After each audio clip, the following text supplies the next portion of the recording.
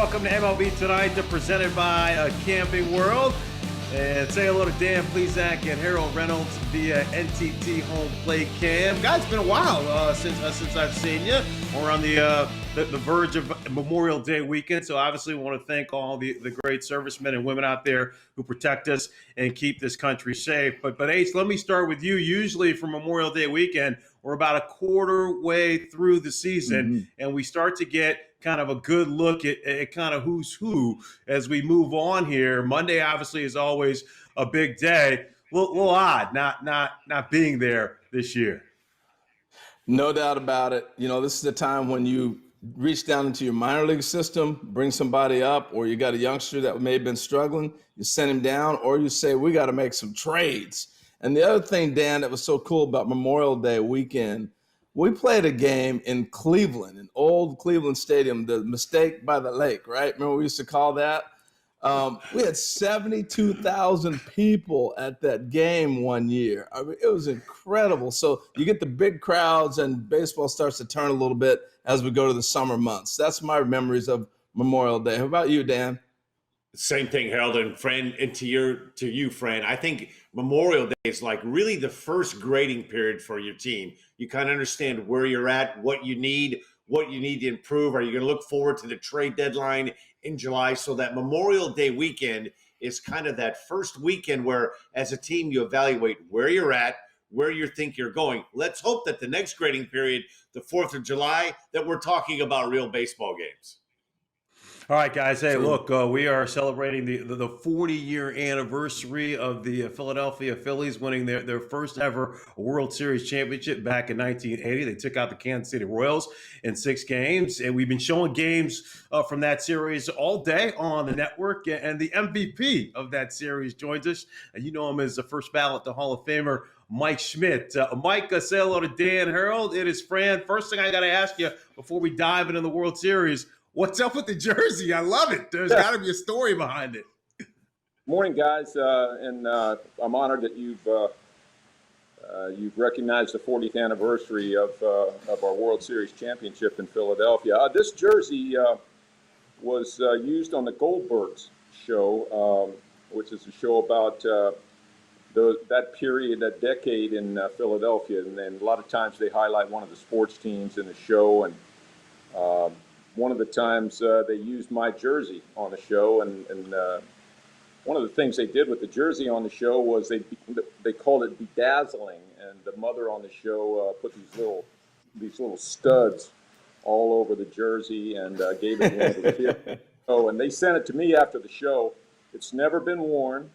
It's actually too small, and it's actually 90 degrees out here where I'm sitting, so I may want to peel it off here in a minute. But my wife said, well, why don't you wear that bedazzled jersey if you're going to be on MLB this morning? So she talked me into it, and I did.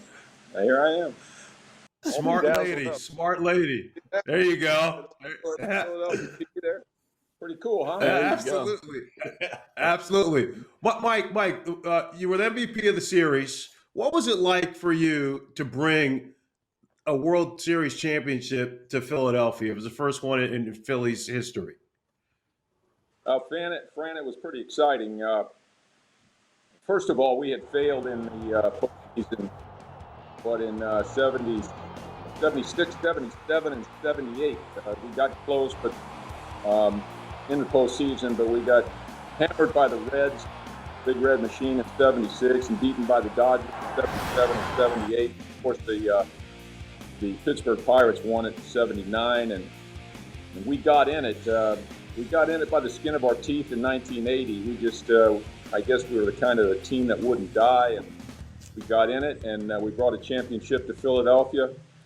And for all of us, I think all of the guys that had been together on that team, had lived together in the offseason in Philadelphia after suffering those 3 years in the postseason, we all kind of felt like we were guys that couldn't play well under pressure. We couldn't bring the championship home, and finally in 1980 we did. So I guess it kind of relieved the pressure of not being able to get it done in the postseason, not being able to get in the World Series after failing 3 times. And for me personally, I got a few big hits for the team down the stretch there, and kind of made made us guys that could play under pressure and do the job. So that's one of the things in your career that you want to have. You know, you want to have for your resume to be complete as a player. You know, that championship ring on your finger sort of makes that happen. Mike, you were part of some great games and a big part of some great games. 1979, a 23-22 game at Wrigley Field. What do you remember about that crazy game? Well, actually, the anniversary of that, I believe, was recently. Somebody called me and said that, you know what today is? Today's the anniversary of the 22 game. So much happened in that game, Dan, and it's a long time ago, 79, I guess you said. So that's 40 years ago, and it's hard for me to remember specifics other than I believe my home run at the end won the game. 23-22. I know I got a few walks in the game. I think 4 or 5 guys hit 2 home runs in that game. I believe Dave Kingman almost hit 3 home runs in that game, or almost had a chance of hitting his 4th, I think. I'm not sure, but I know he hit a few. One of the wild ones. I know it's been replayed on MLB several times. It's always one that's talked about, Dan, and just goes to show you how crazy baseball can get at times, especially at Wrigley Field, you know, with a little breeze blowing out. Not a good day to pitch, right? No, not at all, Mike. Hey, Mike, it's Harold here. You know, I grew up in Oregon, and I remember as a little leaguer, early teenage years, I grew up with a buddy of mine, Kurt Kemp, who's an executive with the Padres now. And his dad used to take us to the Eugene Emerald games, and he'd say, watch Boa, Schmidt, and Luzinski. And he said, Schmidt's the guy. What do you remember about playing in Eugene AAA in those days? Well, we had a great team. Harold, I believe Boa and Luzinski played the year prior to me. They were both in the major leagues the year we played there. We had an unbelievable team. You know, a lot of guys that played in the major leagues the year prior to that year were on the team. You know, we had Andy Thornton and Bob Spence. These are some names that most people may not remember, but Craig Robinson, shortstop. John Vukovic played on that team. Bob Boone was a catcher. You guys remember Oscar Gamble, right? Oh, yeah. Did he have a throw back then, too? Yeah. So we had a lot of really experienced players on that team, and so did Albuquerque, by the way. Albuquerque was, you know, in the Pacific Coast League, and Say and Yeager and, you know, Doug Rao, and there was a lot of really good players. Davey Lopes was on that team. So we were the 2 premier teams in the league at that time. And what a fun league to play in, guys. We went to Hawaii twice in the season and stayed for 8 days each time to play the Hawaiian Islanders. So that was one of the cool things about that year. And Eugene, the Willamette Valley, I believe they call it, Harold. Yes, sir. You're spot on, Mike. What's that? You're dead on. The Willamette Valley, no doubt about it. No brains working this morning. You know, there's a lot of rain, right? Have a lot of rain up in that part of the country. And aside from the rain, the weather was, you know, when it wasn't raining, it was beautiful. You know, it's nice and cool out there. And I remember the stadium, absolutely. Harold, that was the first place I ever learned to hit a ball to right field. They had I believe it was, 290, 270, something like that to right center with a short wall. And I hit a couple fly balls to right center, and they actually went over the 290 fence out there. And I went, what is that? You mean you can hit a ball to right field? Get a home run? I didn't know you could hit a ball the opposite field and get a home run. Oh, yeah. 280, 90. I remember that. I played second base, Harold. I played second base that year, which was a lot of fun, more involved in what's going on defensively. And I had a pretty good year individually. And a long way from Philly. But I got called up at the end of the year. And, you know, I guess that was kind of the year that propelled me onto my career. That's Mike, awesome, enjoy the year-long celebration of your 40-year anniversary of the Phillies winning the World Series. Always great to talk to you, and thanks for spending some time with us. Yeah, my pleasure, guys. Have a great day. Stay safe. And hope to see you sometime down the road here in the summer at a baseball game. Sounds good. Dan, I Sounds can't good. believe you didn't give us a Michael Jack Schmidt. Dan, you got to lead us with that. You got to lead us with that. Michael Jack Schmidt, out of here. Yeah, guys, have a good day. All right, Thanks, Mike. Thanks.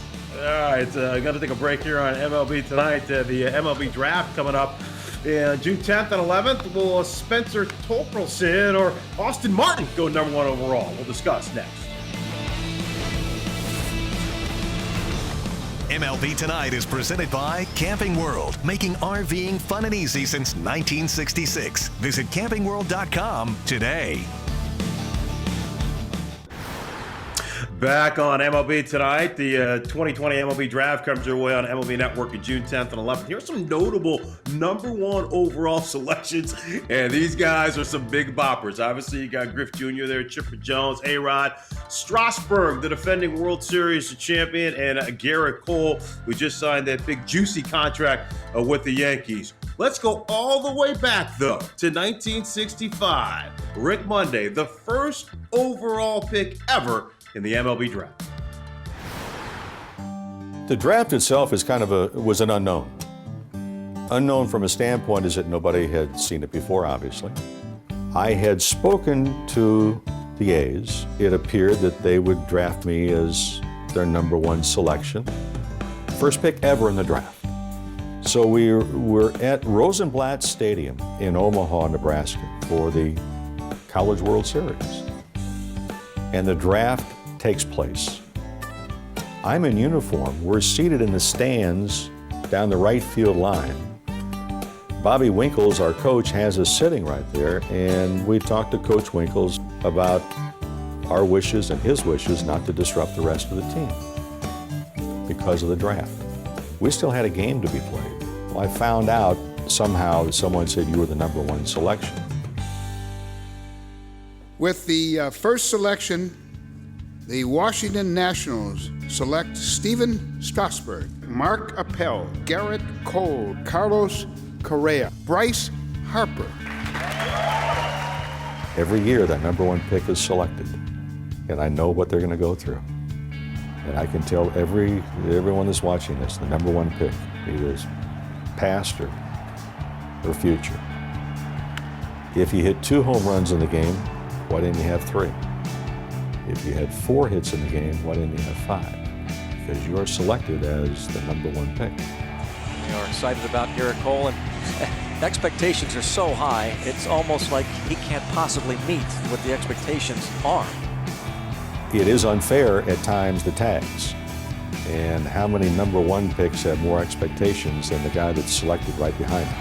A swing and a long drive, deep right field, forget about it. You know, the financial part of it has changed. That's fine. Expectations? No, they're still there. Hey, Rick Monday had a heck of a career, 19 years. Back in 1981, a World Series champion, hit a definitive home run in the NLCS against the Montreal Expos. All right, so look now at the top 10 prospects for this upcoming draft. College heavy here. You got Zach Bean at number 7, the only high schooler age in the top 10. Who do you think, Harold, is going to go number 1 overall? Well, you said it. It's a college draft really this year because of the fact we haven't got out to play. So they're going to use a lot of data. But I think even in a normal day where games have been played and you got great evaluation, Spencer Torkelson's blowing people away right now. Hands down, he will be the first pick in the draft, the first baseman from Arizona State. Got great plate coverage. He's going to remind a lot of people of Pete Alonso. But I think he's a better defender than Pete Alonso. He moves really well. Loves the strike zone. He's got great power in and out. So I think, to me, he's a can't miss first pick in the draft. There'd be no surprise. The guy next to him, Austin Martin, is between those two, but really Torkelson's blowing everybody away right now. Dan, what do you think? You know, Fran, this is going to be a strange draft because a lot of the Midwest and the East Coast, particularly a lot of the high school players, where you see a physical change in a guy from a sophomore to junior and junior to senior year with a limited, I believe, 5 rounds of the draft. I think teams have had to have done their homework on 16, 17-year-olds to try to project what they would have been or could have been as a high school senior. And I just think, Harold, if you look at this draft right now, I think that's one of the reasons why the first round is cluttered more this pre-draft, that it's going to be more college kids, because to me, that's a little bit safer bet than the unknown of a senior year for a high school kid.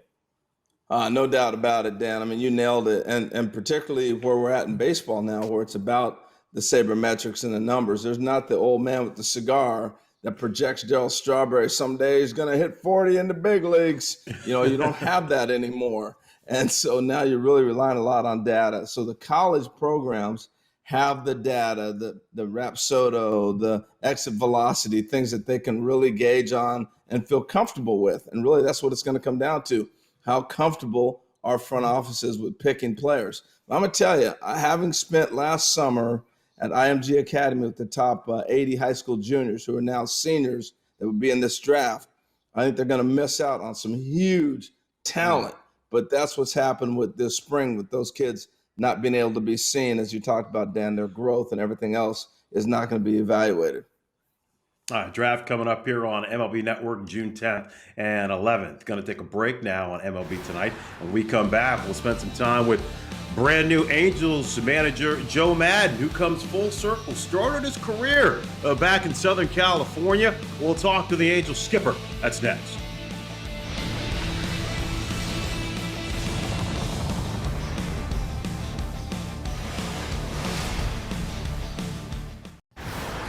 All right, back on MLB Tonight, Fran Charles and Harold Reynolds. And check this out. This is a teleconference with members of a Harvard Business School. And the guy leading the charge is down from your second from the top right. That is Angels manager Joe Maddon. And so Joe Maddon has been taking care of business here as we wait for baseball to come back in 2020. But the Angels manager has been very busy. Let's welcome in Joe Maddon, and Harold is with me as well. Joe, talking to Harvard Business School, I mean, that's big time. You're a big deal. It was interesting. I mean, this once this all hit, the pandemic, and we're going to be at home, I got in touch with Adam Chotsko, our media guy with the Angels, and also Rick Vaughn, who runs our foundation. RV had worked for the Rays for so many years. And I said, just get me some stuff, get me out there, because my concern or my thought was to maintain momentum of spring training of the 2020 season. And I've done things like this in the past with Skype, but the Zoom platform really opens things up even more. So I've done the Harvard Business School, I've done Princeton and Texas baseball teams, done the Arizona Miracle League. There's been a whole bunch of others that I've done, and I'm going to continue to do even into next week. And again, the point was to stay in touch, keep baseball at the forefront of everybody's mind, and whatever I can do possibly to help that particular group, whatever that might mean or to them, I wanted to be able to do that. So been doing it often, and I've really enjoyed it too. Joe, I've got a chance to do some of those Zoom meetings too. There's always a theme. So I'm curious, what has been your reoccurring theme? You may have different subjects with each team depending on who they are, but what's been the big thing they've been asking? Culture. How do you create culture? What is the leadership components that you like to follow? I think that's primary. I mean, they'll get into different, they'll get into the dress road trips, dressing up, whatever. They'll talk about other things. Not often about like a strategy or like we were just talking before this, hitting Trout first or second, whatever. It's been primarily about concepts and cultural concepts and identity. And those, I guess, quite frankly, that's what I want to talk about anyway with these particular groups. So that's where they'll start with, they'll go with that, and then they'll begin to ask questions. And of course, I'll be able to throw some stuff back that I believe in. And that's been the primary emphasis of most of these. And I've really enjoyed them. Joe, your foundation, Respect 90 Foundation, has been involved with many aspects here as we're trying to battle this COVID-19 virus. Tell the folks at home what you got going on. Well, the Respect 90 Foundation, my wife Jay and I founded it a couple of years ago. We've done fundraisers, and probably our main objective has been the Hazleton Integration Project in my hometown, where we've been distributing food boxes. And I just got a text today that we just threw out 4 to 500. I think that was yesterday, successfully, and I guess we're doing it a couple days a week. So the Hip Foundation, bringing the cultures together in my hometown. Homelessness has been big. We've donated some dough down to the Metropolitan Ministries in Tampa, tremendous facility, really well run. We had a fundraiser there before this all came to bear in this last fall. So we've done that too, Jay. We've just donated money here to the women's shelter in Long Beach. So the point is, obviously, when you get opportunities to go out there and raise money under the umbrella of Respect 90, the umbrella is encompassing more than it had originally. Pediatric cancer, we did the shaving of the heads this year, so we raised some money with Balding All Angels. So we're getting out there as often as we can. It's not like we're putting up a big number in all these events. They're more micro events that we try to raise money up over a period of time. And then the point is to distribute it. And so, Jay, my wife is pretty much in the forefront of all this. My cousin Bob Curry and Elaine, Rick Vaughn, who runs it. So we're just trying to make a difference somehow. I come from a small town, as you guys know, and it's pretty tough back there right now. And so we want to help. That's great, Joe. You've always been a guy impacted everywhere you've been. Let's talk about your new team, the Angels. You only spent a couple weeks in spring training, but I know you're going to get to know these guys over this period of time. So what have you been doing to communicate with players, keep them motivated, and getting to know them, I guess, at this point in time?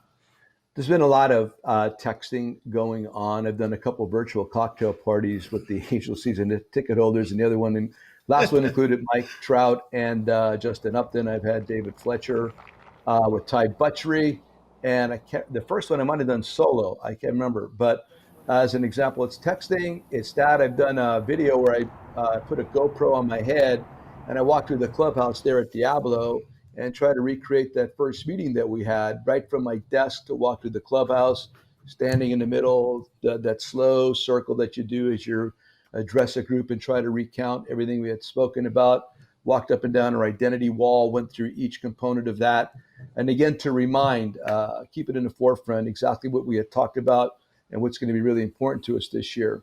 Having said all that, I mean, for me, it's important also to give these guys some latitude and space right now, because the bigger concern should be your families, your health, your family's health, the health of your immediate family. So you want to be there, but you don't want to interfere too much. A lot of it's been with the coaches. I've had a weekly coaches Zoom session. Today I broke it down into the group that's going to be organizing the schedule. Tomorrow is going to be the hitting coaches. I did the pitching coaches last week. Now's the time when we're starting to see some movement to start creating an actual plan. Until you get to the point where there's some kind of a possible deadline or a goal line there, I didn't think it was wise or important. There's a lot of people are going to go through a lot of eyewash stuff right now and think they're going to be accomplishing things by having these over-organized Zoom meetings. It doesn't really matter. Let them be human beings right now. As we get closer, there's going to be plenty of time to get together the baseball components. What's it like for you, Joe, personally? I mean, you're back with the organization where it all started as a minor league player. Way back when you won a World Series as part of the coaching staff with the Angels in 2002, and now you're back. How surreal is this all for you? It is. I'm driving around Long Beach, just smiling the whole time. About 25 minutes from Anaheim Stadium. It's right down to 22. It's an easy ride to get down there. Because I had been here before, even when I was with the manager with the Rays. But before that, of course, with the Angels, you go home. I mean, how often do we get a chance to go home, especially after we've done it for several years like I have? I've compared it to Hazleton High and Lafayette College, and it feels exactly the same. You get that warm fuzzy when you check in. There's a lot of people that you know. You don't have to spend as much time building new relationships. There's a good feel about it. And on and on. And so I'm lucky, I'm fortunate, I'm grateful to have done the Cubs, having done the Rays, and now getting to come back home. Not many people get that opportunity. Fran, I played with the Angels in '94, and Joe was coaching on the staff with the clipboard, and he was always the guy engaging with every player. So, Joe, I got to throw this one at you. On that team, Fran, was Bo Jackson. And we used to watch Bo take batting practice, and he hit balls to the stinking moon with one hip. All right. But, Joe, you were telling a story to the writers in spring training about Bo pitching, I think, or his throwing arm or something like that. Can you tell us that story real quick? Yeah, I mean, the two arms that really, as position players, set apart for me were Sean Dunston and Bo. So the one day we're going out there to stretch, and it'd been post-earthquake where the scoreboard was up in left field. It was still 3 decks, and it was a little cattywampus up there. So it was a bunch of dudes fixing it with rivet mitts on. So we're ready. We haven't done anything. We're just standing out there by the warning track with the fence, and this sucker's on the 3rd deck, and it's straight up. I mean, straight up. Hey, Bo, throw us a ball. You know, Bo, I mean, of course, it's a wonderful challenge. He picked it up, took one step, one crow hop, threw it up, hit the guy right in the rivet mitt. And it's like, seriously? I mean, it hurts just thinking about that. I mean, Vance Lovelace blew out his arm in Quad Cities trying to throw the ball over a bridge, and that was like parallel.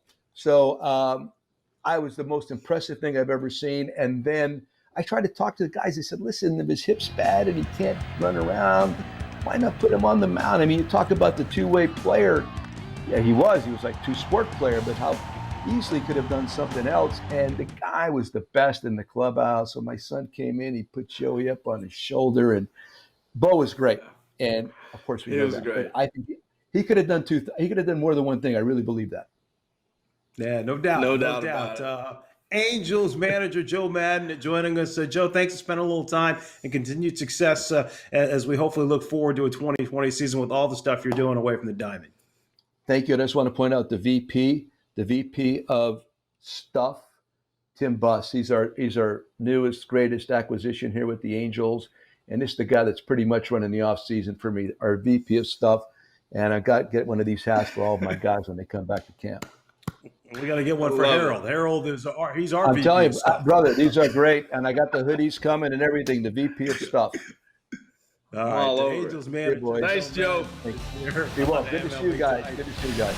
Coming up, the story of a former Dodger who lost his World Series ring while on tour in Vietnam. We'll bring you the amazing journey of Roy Gleason from war all the way back to Dodger Stadium. That's next. Home Plate Cam is presented by NTT.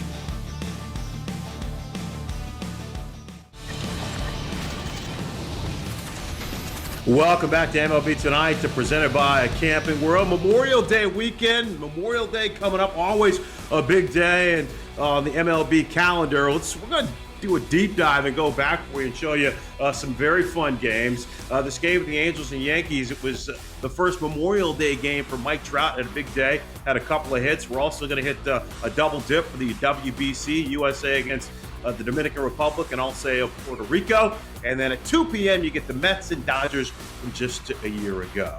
And on this Memorial Day weekend, we also thought we'd bring you the story of Roy Gleason, the LA Dodgers outfielder whose baseball career wasn't necessarily very memorable, but his military career in Vietnam was certainly remarkable. With more, here is Matt Vasgersian. On a late September night in 2003, Dodger Stadium witnessed one of the most memorable pregame ceremonies in its history. A ceremony not honoring a Hall of Famer or a franchise icon. It was a ceremony honoring a man whose lifetime hit total was 1. May I ask you, please, for a warm Dodger Stadium welcome to former Dodger Roy Gleason, an American hero. In 1961, 18-year-old outfielder Roy Gleason signed with the Los Angeles Dodgers for $100,000, a figure that would translate to millions today. 2 years later, the Dodgers called him up to the majors, and on September 28, 1963, he got his first big league at-bat. I swung at it, they hit a line drive, one hopper that the left fielder caught going over to his right, and I slid into second easily for a double. That would be Roy Gleason's only major league at-bat. The Dodgers win 2-1 and sweep the series in 4 straight. The Dodgers were champions in '63, and although Gleason played in only 8 games that year, he earned a World Series ring. And that ring is at the heart of the remarkable story of Roy Gleason. The Dodger teams of that era were loaded with talent, so Gleason spent the next 3 seasons in the minors. 67 was going to be his year. 66 now, I had probably one of the best years in my minor league career. So I figured 67, I'm going to make the team. The United States Army had other plans. Although he was the sole support for his family, which should have made him exempt, Gleason was drafted. He appealed, but to no avail. One night, 3 MPs came to me and picked me up and said, we have orders, you're going to Vietnam. I just couldn't believe I was in this situation and I was actually going to war. We served in the Mekong Delta, and we were air mobile, and we went out daily on missions, and our job was to make contact. There was many days that went by that I honestly thought was my last. And I was just praying to God to let it hit me in the head, you know, so that I don't feel the pain. Just take me out quickly. On July 24th, 1968, Roy Gleason was walking point leading his patrol. It was just a big explosion. The shrapnel had torn through my left wrist and my left calf, and I was shivering in Vietnam. And it's pretty hard to shiver in 110 or 115 degree heat. But I was, because I was going into shock from loss of blood. Gleason spent months recovering at several military hospitals. In January of 1969, after 21 months in Vietnam, Roy Gleason came home. He was awarded the Bronze Star and the Purple Heart for his service. I had seen it in his dresser. He always had it, you know, tucked away under some books. And it wasn't until maybe I was 14 or so, I found out what it meant to receive a Purple Heart. Gleason had returned a war hero, but the injuries he sustained in Vietnam had diminished his athletic skills. Though he played in the minors for 2 more seasons, in 1970, at the age of 27, his baseball career was over. One day, while he was looking through his footlocker returned to him from Vietnam, Gleason discovered something was missing. I was looking through it, and there was no ring. With the World Series ring being gone, it was something that really meant a lot to me, and I was hoping that it would come later, but it never did. Roy Gleason spent the next 3 decades in a variety of jobs, including selling cars. It was in 1999 at a Honda dealership in Anaheim that Roy's life would take yet another turn. I just went in and, asked to see somebody, and he was the gentleman that I happened to meet. And he says, did you ever go to Garden Grove High School? And I said, yes, I did. And he said, well, so did I. And we went on from there reminiscing. And I said, well, what have you been doing with your life? And when I told him, he said, Jesus, you ought to write a book. And I said, well, I've been told that many times, but I'm not really a writer. So if somebody wants to write a book about me, knock yourself out. And that's just what Wally did. I was just finishing up on the last part of the book, and I called the Dodger team historian. And then he became the catalyst for what happened at Dodger Stadium. What happened at Dodger Stadium took place on September 20th, 2003.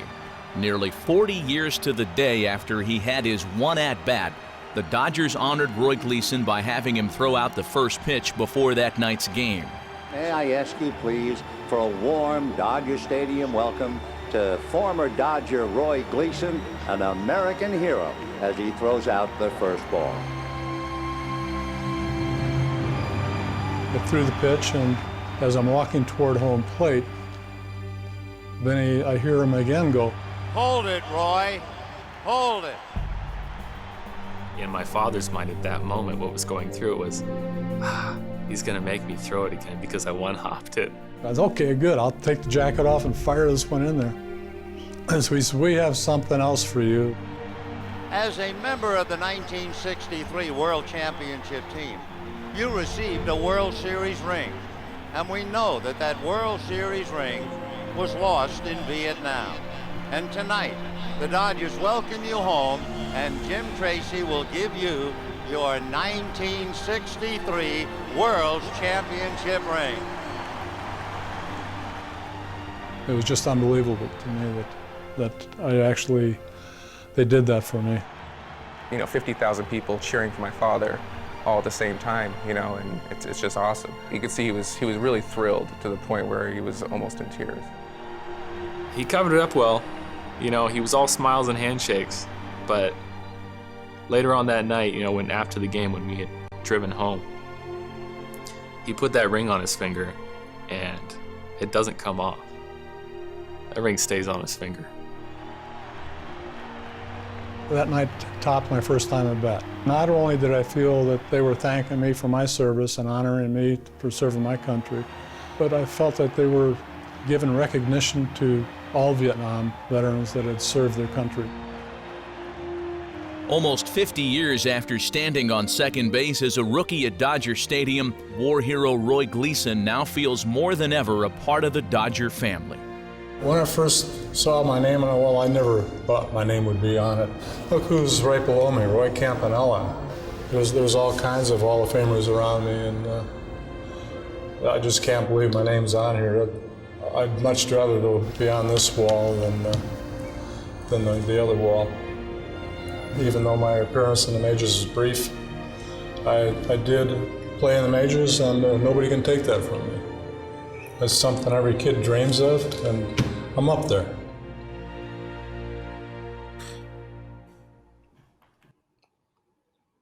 Great story on this Memorial Day weekend, Fran and Harold. And boy, what a story for Roy Gleason. That ring that was such an important part of his life. One hit in the big leagues. And kudos to the Dodgers for making a very, very memorable Memorial Day for Mr. Gleason. Terrific piece.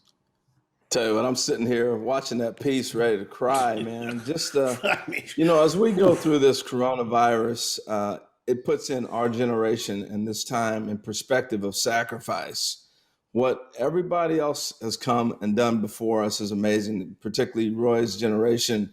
Is heartfelt for me. I had two brother-in-laws that went to Vietnam, and fortunately they came back alive and healthy.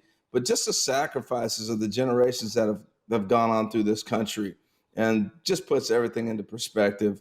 Absolutely amazing story. I'm so thrilled for him, and one at bat, man, is pretty special just to get that. Yeah, folks at home, take this weekend to understand what is truly important. As we take a break here on MLB Tonight, when we come back, we'll tell you why Sunday night will be a special one for the Washington Nationals. And Mark DeRosa spent some time with Juan Soto, and Soto is going to explain that Soto shuffle. That's next.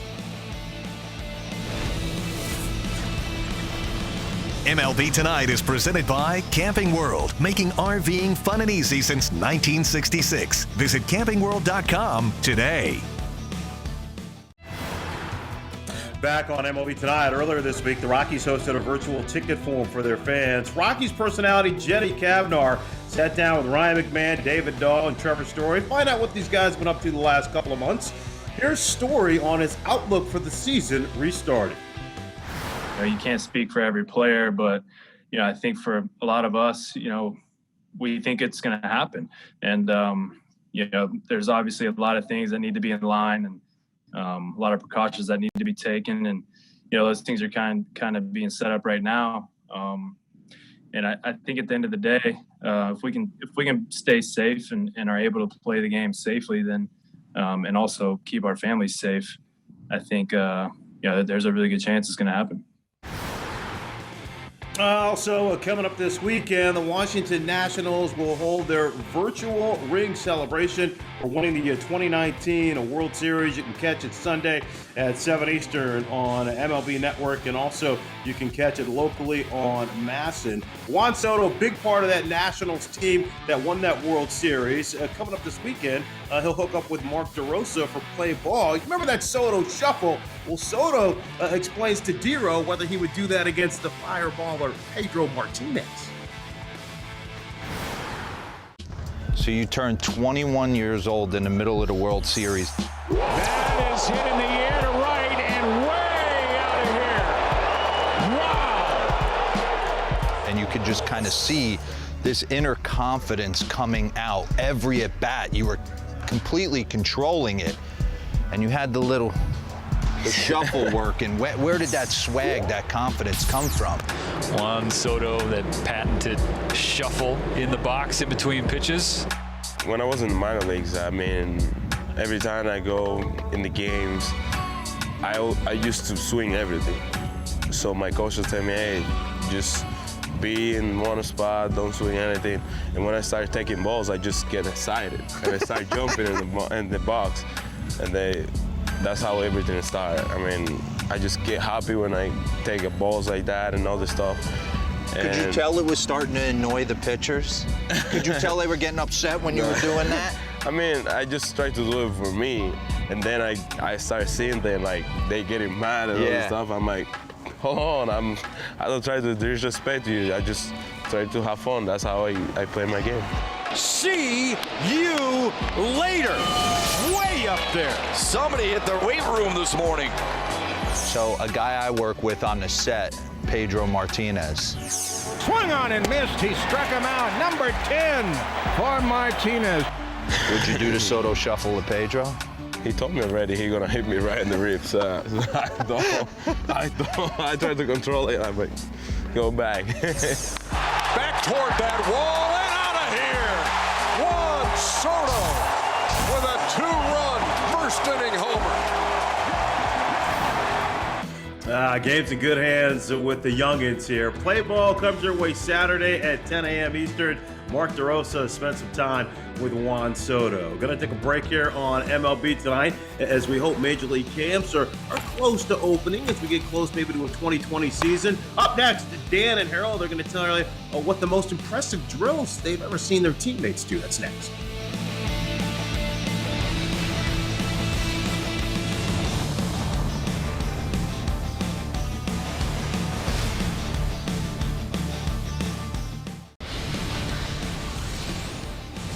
All right, we're back on MLB Tonight, presented by Camping World. Guys getting itchy. You're ready to get back at it here. And let's show you some drills guys are working on. Got a Aristide Aquino. Looking to in there, doing a little T work, Harold. And it's a pretty healthy hack here, huh? I'm waiting for this ball to ricochet back and hit him. He hit it so hard. No doubt. Dan, how about this? Hunter Green. Oh! Whoa! How about the kicks on the back end? Are you serious? I wonder how many takes that took. That was pretty impressive. Ricochet off the car and hit you in the lips, Dan. How about another red? This is Shogo Akiyama.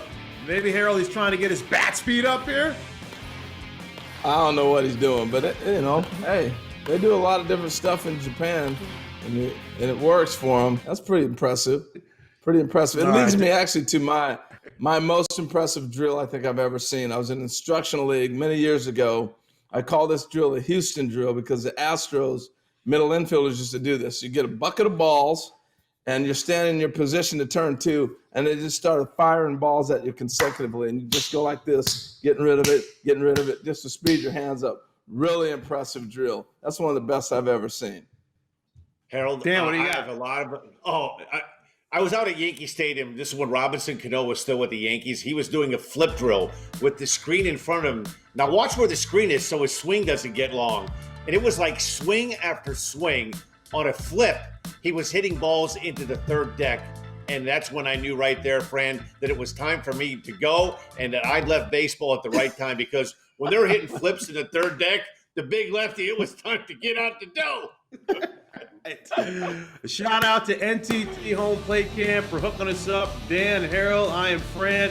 Enjoy Memorial Day weekend and make sure you thank the troops. We'll see you Monday.